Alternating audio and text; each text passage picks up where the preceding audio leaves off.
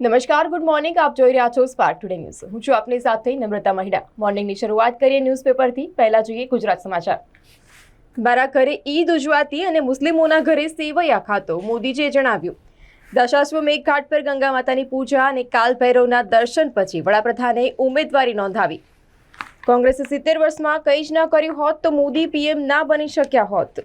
મોદી ફરી વડાપ્રધાન બનશે તો ચૂંટણી નહીં થાય, ખડગે કહ્યું. અમદાવાદ મ્યુનિસિપલ હસ્તક આવેલ 110 તળાવની જાળવણી કરવાની જવાબદારી અધિકારીઓને સોંપવામાં આવી. તો આંતરિક અસંતોષ બળવાનું સ્વરૂપ ધારણ કરે તો નવાઈ નહીં. હાઈકમાન્ડ માટે રેડ સિગ્નલ. ગુજરાત ભાજપમાં વિવાદો સમતા જ નથી. કૌશલ્ય પ્રાપ્ત સ્પેશિયલ બાળકો માટે તાલીમ કેન્દ્ર ઊભું કરવામાં આવ્યું. છાણી અર્બન હેલ્થ સેન્ટર ખાતે આજે તાલીમ કેન્દ્ર છે તે ઊભું કરવામાં આવ્યું. ઇફકો પછી હવે નાફેડ. એક જગ્યા માટે ગુજરાતમાંથી 7 ઉમેદવારો. શેરોમાં ફંડોની સતત તેજી. સેન્સેક્સ 328 પોઈન્ટ ઉછળી ફરી 73,105 જોવા મળ્યું. આયાત જકાત મુક્ત થયા બાદ ચણાની કિંમતમાં પ્રતિ ક્વિન્ટલે 300 રૂપિયાનો વધારો. સિમેન્સ ઇન્ડિયાના એનર્જી એકમને અલગ કંપનીમાં ડીમર્જ કરવા માટે મંજૂરી. સ્પોર્ટ્સમાં જોઈએ આઈપીએલ પ્લેઓફના 2 સ્થાન માટે ભારે રસાકસી ભર્યો જંગ. સાયન્સ, કમ્યુનિકેશન અને આર્ટ્સના ગ્લોબલ ફેસ્ટિવલ સ્ટારમસની સ્લોવાકિયામાં ઉજવણી કરવામાં આવી. તો મુંબઈના ઘાટકોપરમાં હોર્ડિંગ દુર્ઘટનામાં મૃત્યુઆંક વધી અને 14 બીજા દિવસે પણ રેસ્ક્યુ ચાલુ. અમરેલીના મૂળ વતની અને હાલ સુરતના રહીશો પૈકીના પિતા અને 2 પુત્ર સહિત 7 વ્યક્તિ પોઈચા નર્મદા નદીમાં ડૂબી જતા લાપતા.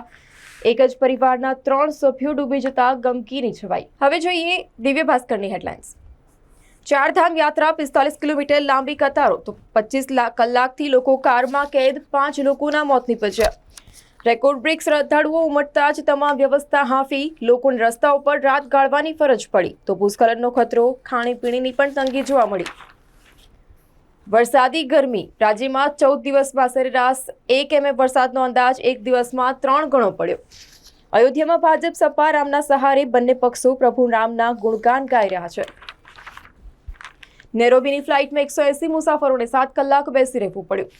મોડું વીજ બિલ ભરવા ઉપર 15% વ્યાજ વસૂલે છે. ચારેય વીજ કંપનીની વર્ષે 250 કરોડની કમાણી.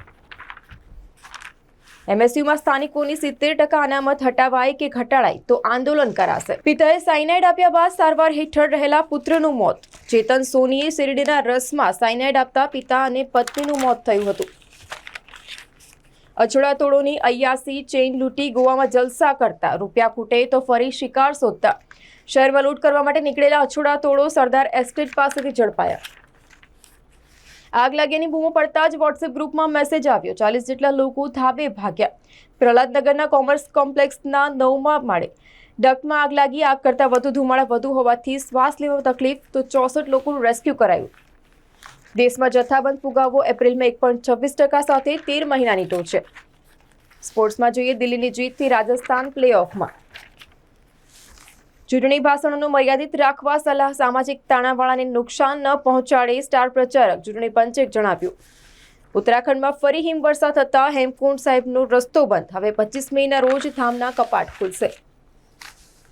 તો 7 જિંદગી ગરક થઈ ત્યાં જ 5 ફૂટથી 40 ફૂટના ખાડા. નજરે જોનાર કહે છે કે હું પાછો વળ્યો ને બધા અદ્રશ્ય થઈ ગયા. હવે જોઈએ ગુજરાત મિત્રની હેડલાઇન્સ.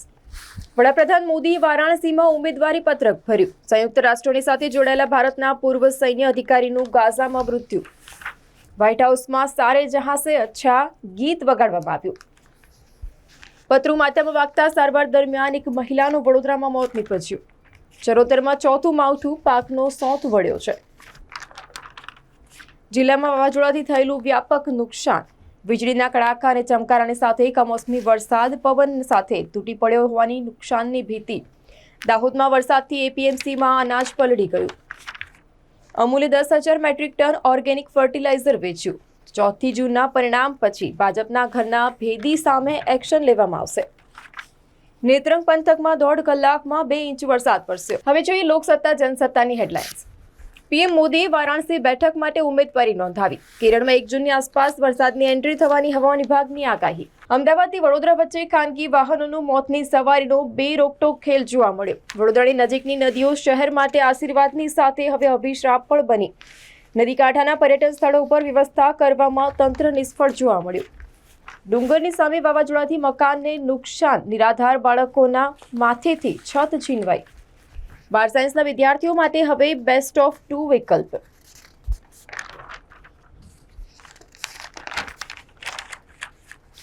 સ્પોર્ટ્સમાં જોઈએ T20 વર્લ્ડ કપ માટે બાંગ્લાદેશ ટીમની જાહેરાત। નઝમુલ હુસૈન સાંતોના હાથમાં કમાન સોંપવામાં આવી છે। તો લોન આપવાનો બેંક ઇનકાર નહીં કરે, બસ આ 5 વાતોનું ધ્યાન રાખવામાં આવવું જોઈએ। આ કંપનીએ 1000 જેટલા કર્મચારીઓની છટણી કરી, સીઈઓએ શું મેસેજ આપ્યો।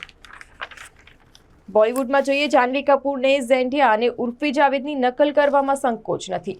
તો આલિયા ભટ્ટ પોતાની ગ્લોબલ જર્નીમાં ઐશ્વર્યા રાયને રોલ મોડેલ તરીકે ગણાવી। સુપ્રીમ કોર્ટે આઈએમએ પ્રમુખની બિનશરતી માફી નકારી છે। તો સુરતના 3 પરિવારની 6 બાળકો સહિત 7 વ્યક્તિ રાજપીપળા નજીક પોઈચા ગામે નદીમાં ડૂબી ગયા। તો 7 જે હતભાગીઓ હતા તેમના જીવ બચી ગયા હોત। સામા કિનારે હતો ત્યાં ચાણોદમાં નાવડીને મંજૂરી, પોઈચા કિનારે મંજૂરી હોત। લાયસન્સ વગરની નાવડીઓને પરવાનગી આપી નથી તેવું જણાવવામાં આવ્યું હતું। તો લોકોના ઘરમાં પાણી નથી અને હાકીમો માટે રસ્તા સાફ કરવા રેલમછેલ જોવા મળી। સોમવારે વાવાઝોડા બાદ વરસાદ બાદ ફાયર બ્રિગેડના ટેન્કરો એક જ રસ્તો ધોવા માટે નીકળ્યા। હવે જોઈએ સંદેશની હેડલાઇન્સ। દારૂ કૌભાંડ, ઈડીએ હવે આપને આરોપી બનાવશે। ઈડી આપને આરોપી બનાવે તો કોઈ રાષ્ટ્રીય પક્ષની સામે પીએમએલએ હેઠળ કેસ થયો હોય તેવું પહેલીવાર બનશે। સોફામાં બેસી ઇન્ટરવ્યૂ ન આપી શકો અને કોર્ટની ટીકા ન કરી શકો। સુપ્રીમ કોર્ટે કહ્યું, પતંજલિને કોર્ટમાં લઈ જનાર આઈએમએને સુપ્રીમ કોર્ટ દ્વારા ફટકાર કરવામાં આવી। સાયબર ક્રાઇમમાં સંડોવાયેલા ગુજરાતના 20,000 મોબાઈલ નંબર બ્લોક। તો શહેરમાં નાગરિકોના માથે મોત બની ઉભેલા ગેરકાયદેસર મહાકાય હોર્ડિંગ્સ જોવા મળ્યા। સુરતથી અછોડા તોડવા માટે વડોદરા આવતા 2 ગઠિયાઓની ધરપકડ। ચૂંટણી બાદ કરોડો મોબાઈલ યુઝર્સને આંચકો લાગશે, બિલમાં 25%નો તોડાતો વધારો। મધર્સ ડેની ઉજવણી, માતા અને બાળક વચ્ચેના સંબંધને ગાઢ બનાવવામાં આવ્યો। બાળકો અને માતાએ કેનવાસ પર તેઓની કલ્પનાને સાકાર સ્વરૂપ આપ્યું। બુકી અમિત અને આરઆર સામે સકંજો કસાયો, આંગળિયાના 50 બેંક ખાતાની તપાસ। ફાયર બ્રિગેડને વીતેલા 24 કલાકમાં ઝાડ તૂટી પડવાના 111 કોલ મળ્યા। ધરાશયી થયેલા વૃક્ષોને હટાવવાની કામગીરી આખી રાત ચાલુ રાખવામાં આવી। પીએમ મોદી પાસે 3,02,06,889ની સંપત્તિ। સ્પોર્ટ્સમાં જોઈએ એક પ્લેઓફમાં 3 સ્થાન માટે 6 ટીમો વચ્ચે રસાકસી। સલમાન અને શાહરૂખ પાકિસ્તાની કલાકારોથી ડરે છે, પાકિસ્તાન ટીવી પ્રેઝન્ટરનું ધડ માથા વિનાનું નિવેદન। તો પીઓકેમાં પાકિસ્તાન કમાન્ડો ઉતારાયા, વધુ 3 મોત, સ્થાનિકોમાં આક્રોશ।